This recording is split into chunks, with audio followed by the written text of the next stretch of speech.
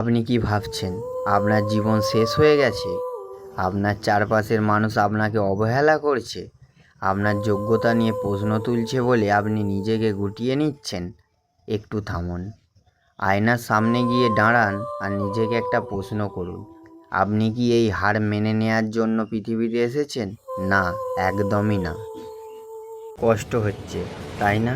যখন নিজের চেনা মানুষগুলো অবহেলার চোখে তাকায় তখন বুকটা ফেটে যায়।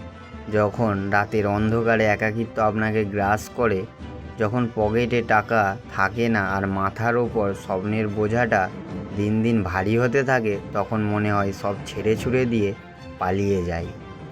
কিন্তু একটা কথা মাথায় রাখবেন, কয়লা যখন তীব্র চাপের মধ্যে দিয়ে পড়ে তখন কিন্তু সে হীরায় রূপান্তরিত হয়।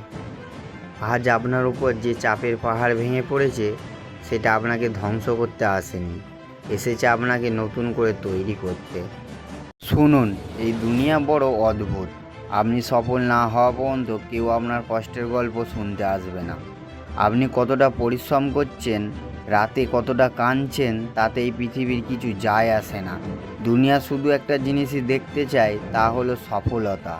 তাই অজুহাত দেয়া বন্ধ করুন। আমার টাকা নেই, আমার ব্যাকগ্রাউন্ড নেই, ভাগ্য আমার সাথে নেই, এসব ফালতু অজুহাত দেয়া বন্ধ করুন। মনে রাখবেন, সিংহ যখন শিকার করে তখন সে ভাগ্যের উপর ভরসা করে না, সে ভরসা করে নিজের থাবা আর শক্তির উপর। আপনার লড়াইটা অন্য কারোর সাথে নয়, আপনার লড়াইটা আপনার অলসতার সাথে, আপনার লড়াইটা আপনার গতকালে ব্যর্থতার সাথে। আজ থেকে নিজেকে বদলে ফেলুন, শান্ত হয়ে যান, নিজের কাজকে কথা বলতে দিন। যারা আপনাকে বলেছিল তোমাকে দিয়ে কিছু হবে না, তাদের মুখে তর্ক করে জবাব দেবেন না। আপনার সফলতা যেন তাদের কানের নিচে চড়িয়ে দেয়। যতক্ষণ না আপনি আপনার লক্ষ্যে পৌঁছাচ্ছেন ততক্ষণ থামবেন না।